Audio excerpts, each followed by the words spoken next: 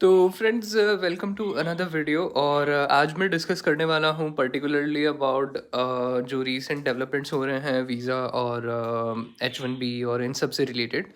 तो जैसा कि आप लोग जानते हैं ऑलरेडी, मोस्ट ऑफ द लोग प्रेफर करते हैं बाहर जाने के लिए, या कह लीजिए अब्रॉड मूव करने के लिए। उनका एजेंडा होता है कि या वो बैचलर्स के लिए प्रेफर करेंगे, या फिर वो मास्टर्स के लिए प्रेफर करेंगे, या फिर पीएचडी या पोस्ट डॉक या जॉब के लिए।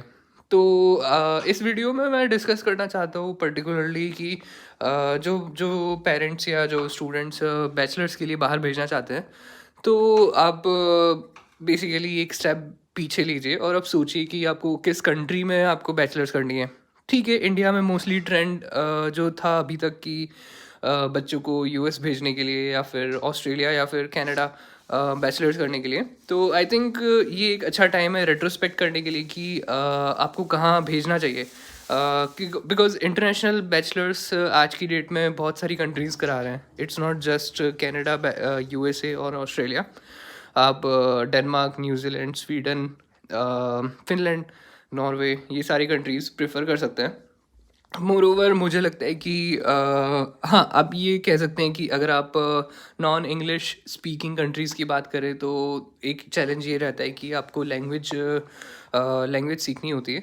बट आई थिंक एक बैचलर से एक अर्ली एज है, और ये काफ़ी मतलब फ्रूटफुल होगा कि आप एक अर्ली स्टेज से वहाँ की लैंग्वेज सीख लें, तो आप आई थिंक लॉन्ग टाइम के लिए सस्टेन कर सकते हैं। जस्ट बिकॉज आप बैचलर्स में होंगे, तो बैचलर्स में आप करिकुलम के साथ साथ ये लैंग्वेज का जो बॉटल नेक है, या बोल लीजिए रोड ब्लॉक अगर आपको लगता है, तो वो आपका अर्ली स्टेज पे कवर हो जाएगा।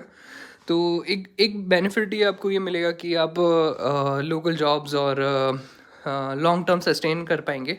और एक चीज़ आपको ये भी देखनी चाहिए कि आप उस कंट्री में कितनी ड्यूरेशन के लिए विदाउट एनी रेस्ट्रिक्शन रह सकते हैं, जब आप इतना सारा खर्चा करके जा रहे हैं। बिकॉज आप यूएस के लिए तो डेफिनेटली 1 CR 1.5 CR का एक्सपेंडिचर करने के लिए रेडी होते हैं।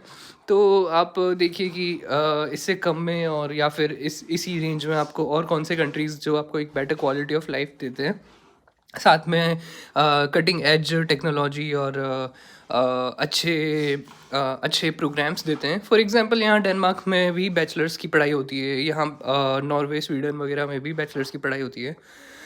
कुछ होते हैं इंटरनेशनल बैचलर्स प्रोग्राम जिसमें आपको इंग्लिश टॉट भी पढ़ाया जाता है।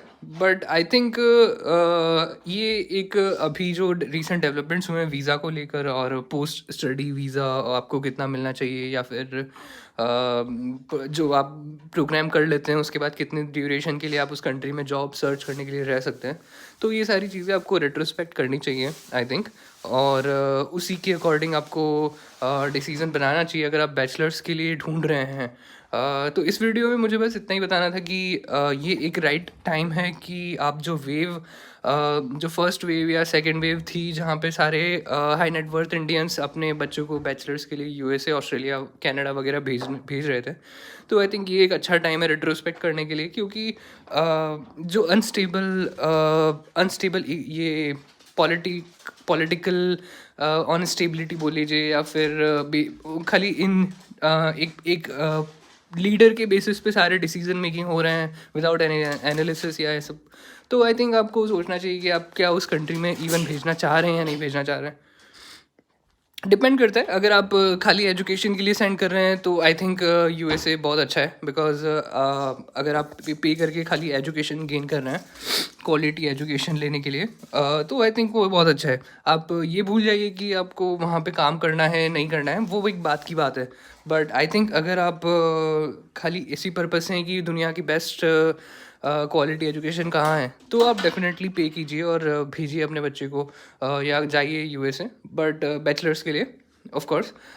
बट अगर आप सोचते हैं कि नहीं, मुझे जो पे किया है उसका रिकवर भी करना है, रिटर्न ऑन इन्वेस्टमेंट भी चाहिए, या फिर मैं खाली पढ़ाई के लिए नहीं भेज रहा, बट मुझे एक क्वालिटी ऑफ लाइफ चाहिए अपने बच्चे के लिए, या फिर क्वालिटी ऑफ लाइफ आप एक्सपेक्ट करते हैं या अच्छी जॉब एक्सपेक्ट करते हैं, healthy work life balance expect करते हैं, तो आई थिंक आपको अगेन रेट्रोस्पेक्ट करना चाहिए। आपको कहाँ पे सबसे ज़्यादा इजी है मूव करना, कहाँ पे आप long long long term sustain कर पाएंगे, और कहाँ पे आप रिटर्न ऑन इन्वेस्टमेंट ले पाएंगे।